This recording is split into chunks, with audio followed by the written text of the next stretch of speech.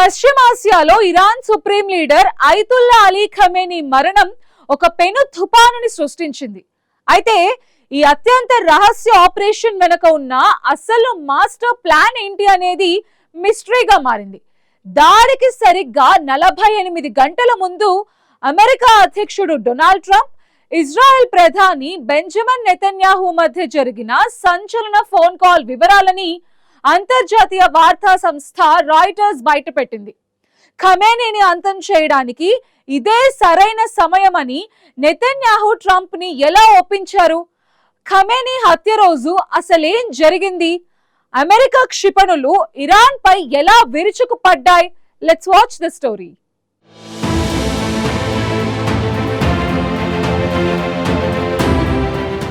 Iran supreme leader Ayatollah Ali Khamenei హత్య పశ్చిమాసియా దిశను పూర్తిగా మార్చేసింది. అయితే ఈ హత్య వెనుక జరిగిన ఓ ఆపరేషన్ రాయిటర్స్ వెలుగులోకి తీసుకొచ్చింది. ఖమేనీ హత్యకు కేవలం 48 గంటల ముందు జరిగిన ట్రంప్ నెతన్యాహు ఫోన్ సంభాషణే ఈ మొత్తం ఆపరేషన్ కు బీజం వేసిందని తెలుస్తోంది. సాధారణంగా ఇలాంటి కీలక నిర్ణయాలు రోజులు వారాలు పట్టే చర్చల తర్వాత తీసుకుంటారు. కానీ ఇక్కడ పరిస్థితి భిన్నంగా మారింది. ఇంటెలిజెన్స్ సమాచారం వచ్చిన క్షణం నుంచి ప్రతి నిమిషం విలువైనదిగా మారింది. అదే ఈ ఆపరేషన్ ప్రత్యేకత. ట్రంప్ నెతన్యాహు మధ్య జరిగిన ఓ ఫోన్ కాల్, ఆ కాల్ తర్వాత తీసుకున్న సంచలన నిర్ణయం చివరికి ఇరాన్ దేశ అధ్యక్షుడిని హతమార్చింది. ఆ కాల్లోనే ఇరాన్పై సంయుక్త దాడులకు పచ్చజెండా ఊపినట్లు తెలుస్తోంది. దాడులు ప్రారంభం కావడానికి 2 రోజుల సమయం కూడా లేకముందే ఈ నిర్ణయం తీసుకోవడం పరిస్థితి ఎంత వేగంగా మారిందో చూపిస్తోందని విశ్లేషకులు చెబుతున్నారు. ఈ ఆపరేషన్లో నిఘా వర్గాల సమాచారమే కీలకంగా మారింది. టెహ్రాన్లోని తన నివాసంలో ఖమేనీ తన అత్యంత కీలక అనుచరులతో రహస్య సమావేశం నిర్వహించబోతున్నారని అమెరికా ఇజ్రాయెల్కు సమాచారం అందించింది. ఇది సాధారణ సమావేశం కాదని, ఇరాన్ భవిష్యత్తు కీలక నిర్ణయాలు తీసుకునే అవకాశమున్న సమావేశమని వారు అంచనా వేశారు. ఇలాంటి సమయంలో ఒకేసారి మొత్తం నాయకత్వాన్ని లక్ష్యంగా చేసుకుని దాడి చేస్తే ఇరాన్కు భారీ దెబ్బ తగులుతుందని భావించారు.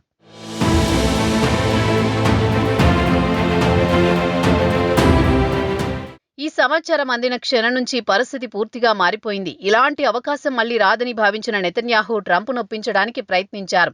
ఒక దేశపు అగ్రనాయకత్వాన్ని ఒకేసారి లక్ష్యంగా చేసుకుని దాడి చేయడానికి ఇదే సరైన సమయమని నెతన్యాహు వివరించినట్లు రాయిటర్స్ నివేదిక చెబుతోంది. మొదట ఈ సమావేశం శనివారం రాత్రి జరగాల్సి ఉంది. కానీ చివరి నిమిషంలో దాన్ని శనివారం ఉదయానికి మార్చినట్లు ఇంటెలిజెన్స్ సమాచారం అందింది. ఈ ఒక్క మార్పే మొత్తం ఆపరేషన్ టైం లైన్ను వేగవంతం చేసింది.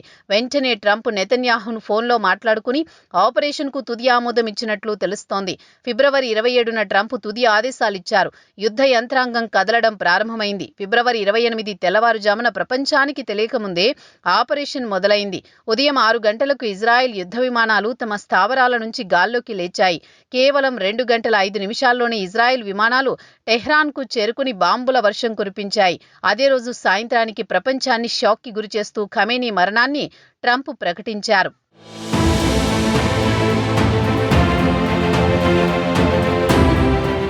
ఉదయం 9 గంటల 40 నిమిషాలకు ఇరాన్ కాలమానం ప్రకారం లక్ష్యంపై దాడి ప్రారంభమైంది. లాంగ్ రేంజ్ మిసైళ్లు, హై ప్రెసిషన్ గైడెడ్ వెపన్స్ ఉపయోగించి ఖమేనీ నివాస సముదాయాన్ని పూర్తిగా ధ్వంసం చేశారు.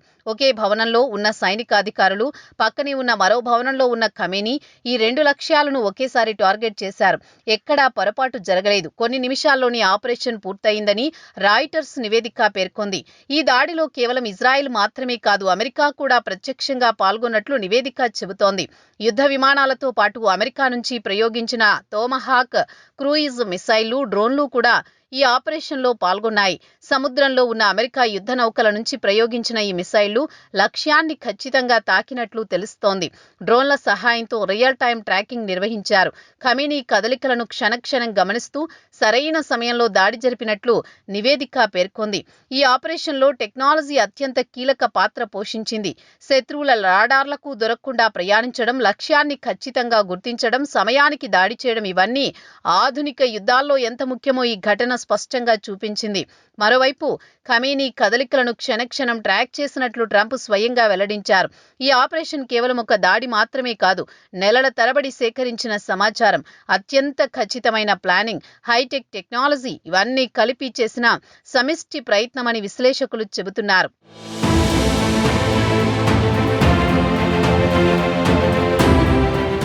అయితే ఈ దాడి ప్రపంచవ్యాప్తంగా పెద్ద చర్చకు దారితీసింది. ఒక దేశపు సుప్రీం లీడర్ను లక్ష్యంగా చేసుకుని ఇలా దాడి చేయడం అంతర్జాతీయ చట్టాల ప్రకారం సరైందా? ఇది యుద్ధాన్ని మరింత తీవ్రమయ్యేలా చేస్తుందా అన్న ప్రశ్నలు తలెత్తుతున్నాయి. కొందరు దీన్ని భద్రతా అవసరంగా సమర్థిస్తుంటే మరికొందరు ఇది ప్రమాదానికి దారితీసే నిర్ణయమని విమర్శిస్తున్నారు. మరోవైపు ఈ చర్య వెనుక రాజకీయ లెక్కలు కూడా ఉన్నాయన్న వాదనలు వినిపిస్తున్నాయి. ఇరాన్పై ఒత్తిడి పెంచడానికి, వారి నాయకత్వాన్ని బలహీనపరచడానికి ఈ దాడి చేశారా, లేక నిజంగా భద్రతా కారణమా ప్రధానమా అన్నది ఇప్పటికీ స్పష్టంగా తెలియడం లేదు. ఈ దాడి తర్వాత పశ్చిమాసియాలో పరిస్థితులు మరింత ఉద్రిక్తంగా మారాయి. ఇరాన్ నుంచి ప్రతీకార దాడులు జరుగుతున్నాయి. ఇప్పటికే ఇంధన మార్కెట్లు, చమురు ధరలు, ప్రపంచ ఆర్థిక వ్యవస్థపై దీని ప్రభావం కనిపిస్తోంది. టెక్నాలజీ, ఇంటెలిజెన్స్, రాజకీయ నిర్ణయాలు ఇవన్నీ కలిసి ఎలా ఒక దేశ భవిష్యత్తును మార్చగలవో ఈ సంఘటన స్పష్టంగా చూపించిందని విశ్లేషకులు చెబుతున్నారు.